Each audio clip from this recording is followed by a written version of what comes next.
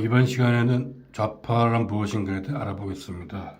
부제로 달을 한국어로는 달이라고 영어로는 문이라 하는데, 만약에 달에 외계인이 정말로 산다면 외계인들이 달을 진짜 달이나 혹은 문이라고 부르겠습니까? 이게 부제입니다. 이게 무슨 말이냐? 지금 대한민국 내에서 뭐 중북 좌파니 친북 좌파니 뭐 문재인 좌파 정권이니 뭐 좌파 전국 뭐 마두로 좌파 뭐 이런 식으로 좌파라는 말이 끊임없이 많이 나오잖아요. 그리고 뭐 그 반대도 있겠죠, 우파. 근데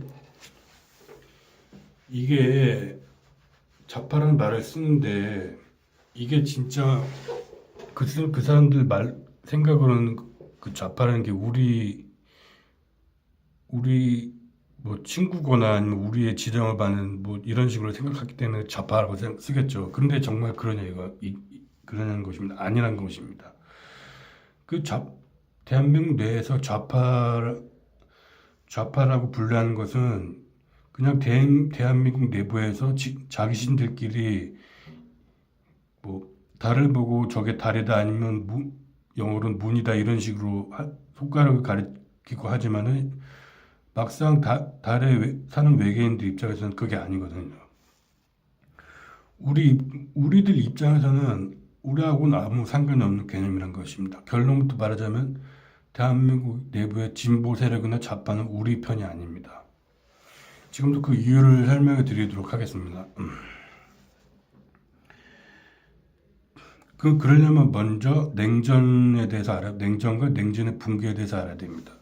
여러분 혹시 물론 이제 90년대생 이후부터는 잘 모르실 텐데, 소련에 대해서 들어보셨거나 경험하신 분들이 아직은 많이 계시잖아요. 저 역시 마찬가지고, 저 어린 시절에 베를린 붕괴 제가 직접 겪었고, 김현희 씨가 칼기 폭파 사건 당시에도 제가 살아 있었고, 직접 김현희 씨 텔레비에서 본 것도 제가 아직도 기억합니다. 참고로 뭐 김현희 씨 그때 아주 얼굴 진짜 이뻤는데, 뭐 그거는 이 강의하고 뭐 상관없는 얘기고, 지금은 그냥 완전 아줌마 다 되셨는데, 뭐 지금 제가 하는 말이랑 뭐 상관없는 건데, 어쨌든 간에 소련에 대해서 아셔야 됩니다. 소련과 소련의 붕괴에 대해서 아셔야 되는데, 이게 무슨 말 하는 것이냐.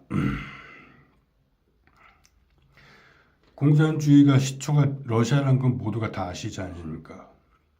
공산주의 어머니 뭐 레닌, 스탈린 다 러시아 뭐 아니면 소련이잖아요. 근데 소련이 붕괴가 됐죠. 그걸 냉전의 끝이라고 하죠. 소련이 붕괴되고 소련이 구소련 국가 함께 다 떨어져 나오고, 소련의 핵심이 러시아는 그냥 러시아로 갈라져 나왔죠. 그리고 제가 드리고 싶은 말씀이, 러시아가 자본주의 받아들였잖아요. 바로 이것이 제가 말씀드리는 겁니다. 러시아가 자본주의 받아들였죠? 그럼 러시아가 친미국가인가요? 아무도 러시아를 친미국가라고 하진 않죠. 러시아는 북한이나 중국, 뭐 베네수엘라, 시리아 이런 국가들과 함께 우리 쪽 진영, 제 입장에서 우리 쪽 진영, 혹은 대한민국 입장에서는 반미 진영에 속한다고 하겠죠. 미국과 서방에서는 적대시하는 쪽에 속한다고 하겠죠. 러시아 스스로도 자신을 친미국가로 부르지 않고 친미국가라고 아무도 생각도 안 합니다. 그런데 러시아가 공산주의 국가냐 하면 그건 아니죠. 여러분 러시아에 여행 못 가나요? 갈 수 있죠. 그 돈만 주면 비행기표도 사서 러시아 여행도 갈 수 있고, 가서 공부도 할 수 있고, 심지어 가서 살 수도 있습니다. 안윤서 선수도 우리나라 국적 포기하고 러시아 국적 얻어서 거기서 잘 살고 있잖아요. 러시아는 지금 세계 경제에 완전히 편입된 자본주의 국가입니다. 그러나 러시아는 친미 국가가 아닙니다. 제가 말씀드리고 싶은 것이 바로 이 부분입니다. 냉전 붕괴 전에는 공산주의 하면 곧 좌파, 그리고 공산주의하면 좌파, 그리고 반미 국가, 그리고 자본주의하면 우파, 그리고 친미 국가, 이런 공식이 성립했어요.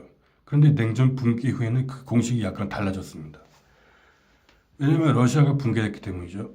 그리고 러시아뿐만 있는 게 아니에요.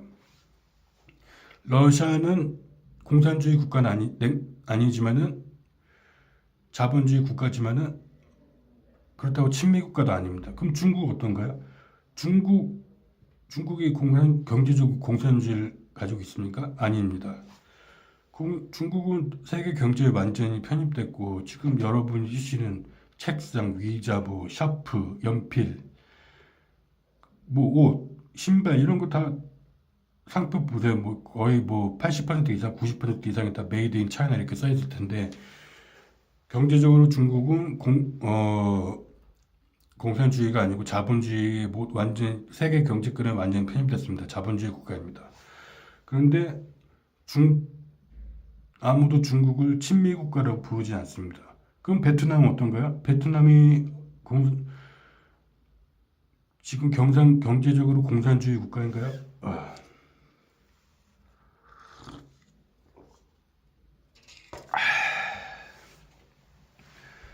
베트남도 마찬가지입니다. 베트남이 정치적으로는 공산당 집단 정치 제재 이런 걸 채택하고 있다고 하는데, 경제적으로는 베트남은 TPP 가입한 국가입니다. FTA를 넘어서서 경제적으로는 미국을 포함한 전 세계 경제권에 완전 포함된 국가예요. 그러니까 제가 말씀드리고 싶은 것이 무엇이냐?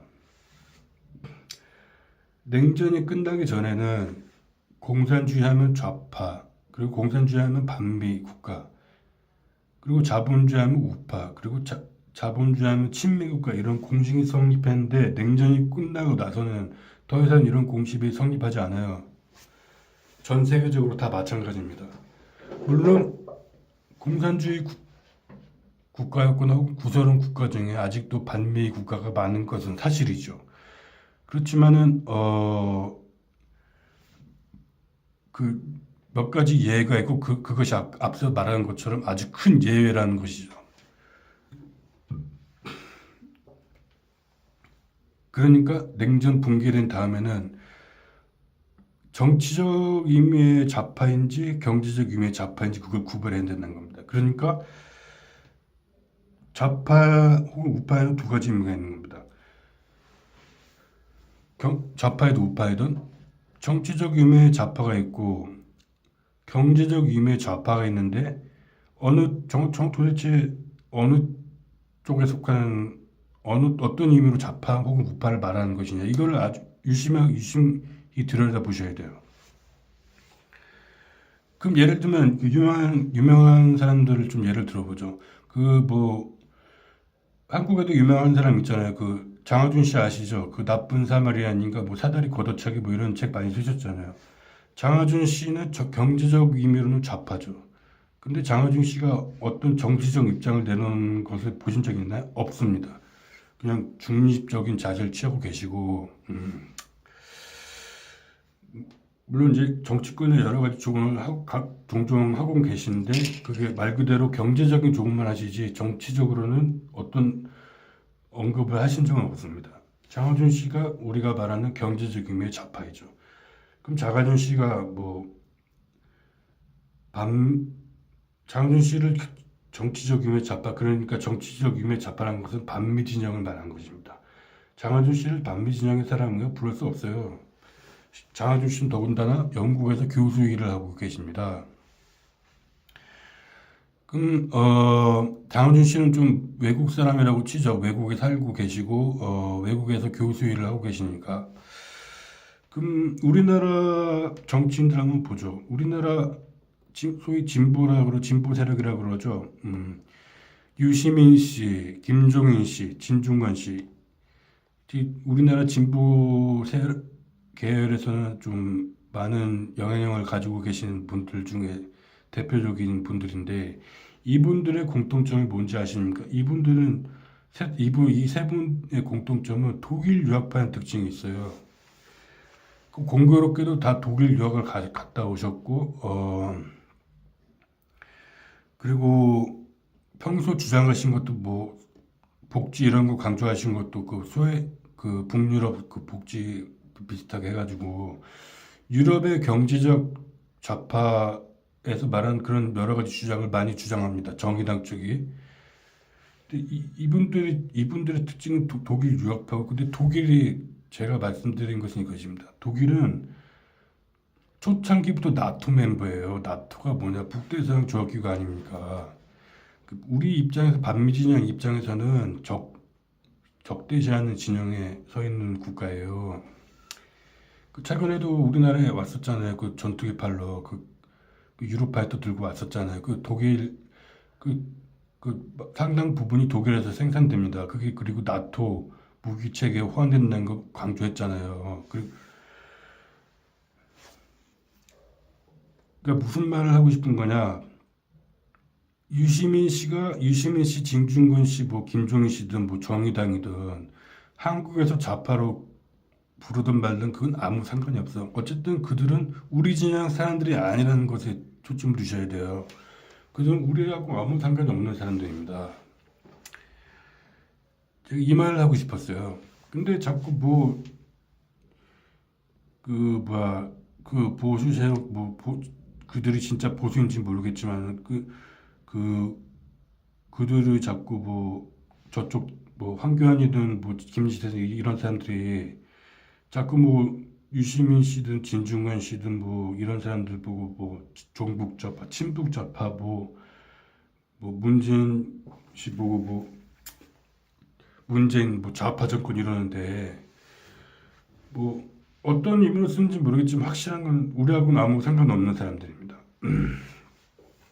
그럼 우리하고 상관이 있는 사람들이라고 부르려면 어떤 특징을 가져야 되느냐? 앞서 말했듯이 우리하고 친구가 되기 위해서는 경제적 위임의 좌파라는 것은 아무 상관없는 거예요. 우리 진영에 있으려면 정치적 위임의 좌파, 즉 반미 진영 쪽에 있어야 되는 겁니다. 정치적으로 반미 진영에 있어야지 우리 친구라고 할 수 있는 거예요. 자본주의냐 공산주의하고는 아무 상관없는 것입니다.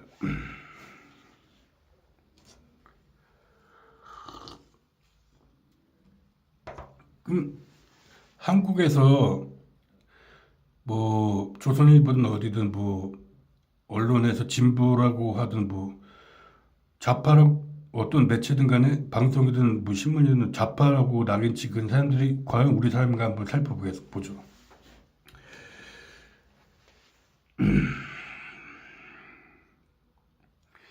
일단 이석기 씨도 신은미 씨도 아닙니다.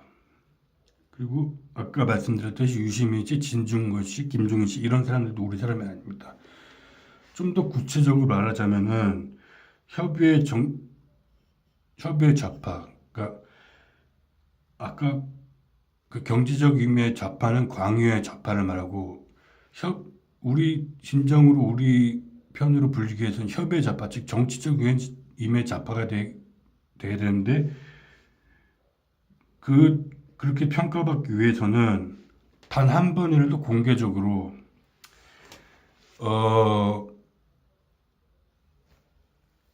미국인이나 미국 시민이 아니라 미국 정부를 대상으로 단 한 번이라도 군사적인 적개심을 드러낸 적이 있어야 돼요. 지금도 그러하여야 되고요. 군사적인 적개심이란 무엇이냐? 테러를 말한 것이 아니에요. 우리는 테러를 옹호하지 않습니다. 테러와 전쟁이 어떤 것이 틀리냐? 테러는 신분을 드러내지 않고 마스크를 쓰고 비열한 짓을 하잖아요. 근데 전쟁이라는 것은 국가 단위에서 공개적으로 하는 것입니다. 전쟁 선포를 하고 테러와 전쟁은 엄청난 차이가 있는 것입니다. 우리는 테러 옹호하지 않습니다. 그렇지만 우리 편으로 적어도 우리 진영 사람으로 인식되기 위해서는 단 한 번이라도 미국 정부를 상대로 미국인 상대라고 하는 것이 아님을 매우 유념하셔야 돼요. 우리는 미국인과 미국 정부를 확실하게 분리합니다. 미국 정부를 상대로 군사적인 적대감을 드러난 적이 단 한 번이라도 있어야 돼요. 그리고 서방 위주의 미국과 서방 위주의 인권과 민주주의에 대해서 우리는 뭐 이런 것에 그렇게 크게 신경 쓰지 않고 이런 걸 어겼다는 것을 이유로 국제사법재판소나 뭐 국제적인 재판을 받게 하는 것에 대해서 우리는 반대합니다. 이것이 우리 입장이고 이걸 토대로 그 앞서 말한 인물들을 평가해보죠. 신현미 씨 보죠. 신현미 씨 뭐 대동강 맥주 마시다고 했다가 뭐 영구 추방돼서 지금 한국에 들어오지도 못하잖아요. 근데 신은미 씨가 미국 시민이고 미국 정부를 하면서 군사적인 적대감을 드러낸 적이 있으니까 없잖아요. 근데 웃긴 건 신은미 씨가 국가보안법 위반 혐의를 받고 한국에서 영구 추방됐어요. 제가 드리고 싶은 말씀은 뭐냐? 헛다리 짚고 있다는 거예요. 지금 대한민국 정부는 우리 사람도 아닌데. 그럼 이석기 씨 같은 그런 어떠냐? 이석기 씨는 그냥 뭐 돈키호테나 돈키호테 같은 사람 정도로 보면 되죠. 그냥 민주시민 정도인데 표현이 좀 과격한 정도였죠. 그냥 그냥 시적인 표현 좀 한 건데 그거 가지고 잡아간 건 좀 너무했습니다. 물론 좀 한국 정치권 시각에서 볼 때 좀 이석기 씨가 좀 그나마 우리에 가까운 사람이긴 한데 그리고 그랬던 이유로 지금도 거의 10년이 다 돼가도록 아직도 교도소에서 콩밥을 드시고 계신데 이석기 씨 정도 가지고 그나마 가깝긴 한데 우리 사람이 아니에요. 그리고 앞서 말했듯이 유시민 씨, 진중권 씨, 김종인 씨, 한국 진보 세력 내에서 좀 영향력을 발휘하시는 이분들 있잖아요. 이분들 세 분 다 독일 유학파고 독일은 나토 국가거든요. 우리 입장에서는 적이거든요. 이들이 경제적 의미에서 선택적 복지든 보편적 복지든 이런 걸 주장하는 건 우리에게는 아무 상관이 없어요. 이들이 정치적으로 반미색 진영에 있느냐가 중요한 것인데 독일은 그렇지가 않잖아요. 그리고 이들도 자신들의 반미 진영이라고 밝힌 적도 없습니다. 이 세 분 말씀드리는 거예요. 지금 유시민 씨, 진중권 씨, 김종인 씨가 우리는 적과 친구를 아주 엄격하게 구분합니다. 이도 저도 아니면 그냥 우리는 적으로 감지합니다. 우리는 중도라는 것을 취급하지 않아요. 우리 친구가 아니면 적일 뿐입니다. 그런데 정의당 저번 대선 때 어땠나요? 자유한국당 한국당이라 부르든 한나라당이라 부르든 새누리당이라 부르든 걔네들이 맞서 싸워야 된다고 더불어민주당이랑 연합했잖아요. 더불어민주당은 우리 입장에서는 적입니다. 근데 적이랑 연합한 거예요.